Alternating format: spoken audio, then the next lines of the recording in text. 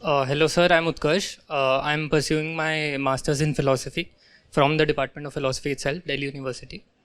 And my question dates back to the perennial debate between the concepts of EQ and IQ.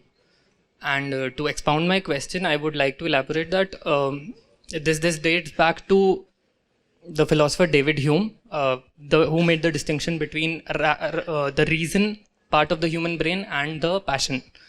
And in modern times, in modern cognitive science and psychology, people like some psychologists like Gardner and Goleman have made a distinction, and they've tried to establish that EQ is just as important as the IQ. And bringing it back to practical terms, pragmatic terms, I would like to ask that if I am to make a very important decision in life, how much weight should be given to the emotional part of my brain? Because emotions do play a role. Even before I make a decision, I have an emotion attached to the decision already.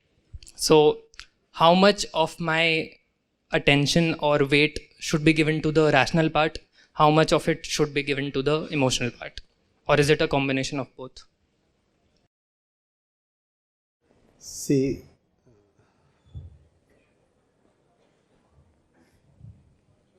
what you call as intelligence pertains mostly to your thinking self.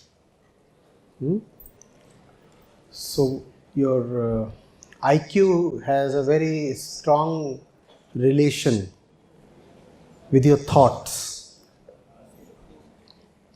What you call as EQ has a strong relationship with your emotions, feelings.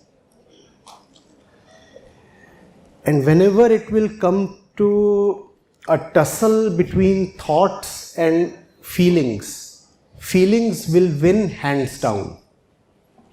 Even if it appears that you are choosing thought over feeling, even that choice would be a feeling. Because feeling is the very source of thought.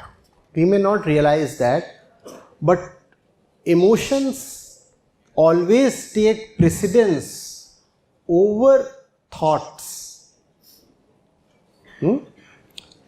Emotions dictate thoughts. And you will not know where your emotions come from. Right? Emotions will simply change your thoughts. Emotions will very successfully construct arguments in their own favor. So if emotions are indeed more powerful than thoughts, then obviously EQ is more important than IQ. A person who can think very sharply, logically, but is totally ignorant of his emotions is a dangerous person, dangerous to both himself and to others. Because he will have a great power in his hand, the power of thought. And that power will actually be in the hands of his dark emotions. And why do I calling that dark? I'm calling them dark because they come from an unknown place, a place you cannot see. So I'm calling them dark. For example, I construct a powerful, a great technology. I'm a great researcher. I can think. I can go into material. And I come up with a wonderful technology. But within me, I'm full of hatred, jealousy, anger, and these are emotions, right? What will I use that technology for? That technology is not a product of hatred. That technology is not a product of anger. That technology is a product of thought. I kept thinking, and my thinking self gave birth to that technology.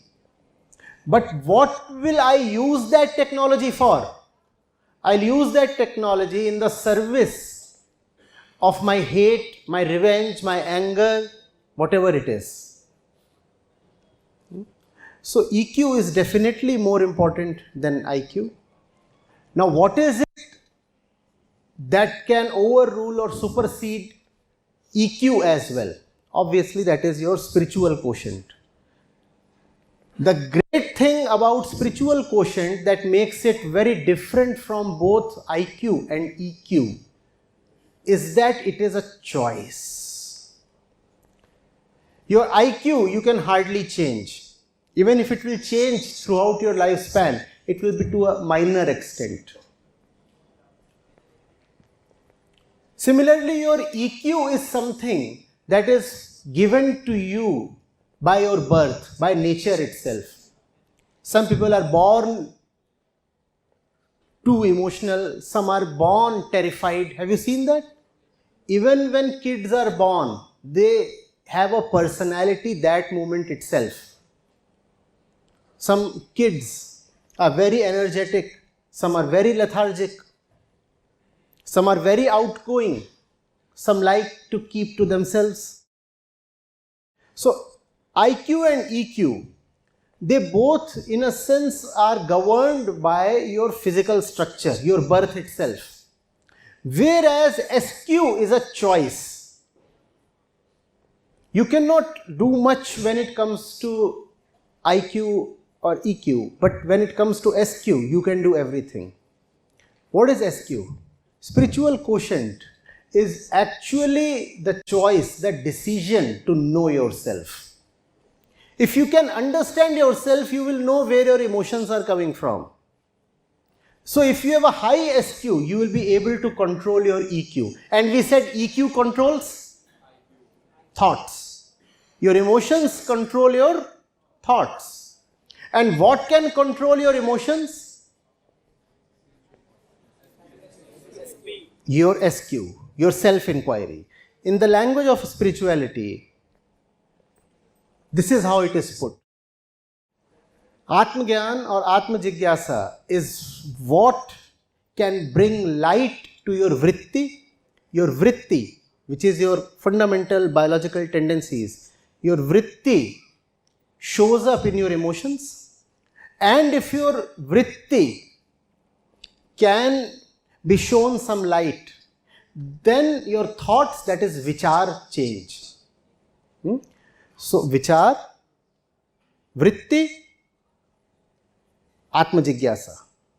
If you find that you are unable to control your emotions, if you find that you have sudden mood swings, if you find that in spite of knowing that you should not get hurt or that you should not hate, you still get hurt or get hateful, then what you require is self-knowledge. When you see where your emotions come from, you will find it easier to stay at a distance from them. And if you do not power your emotions, then your emotions will not be able to control your thoughts. Getting it?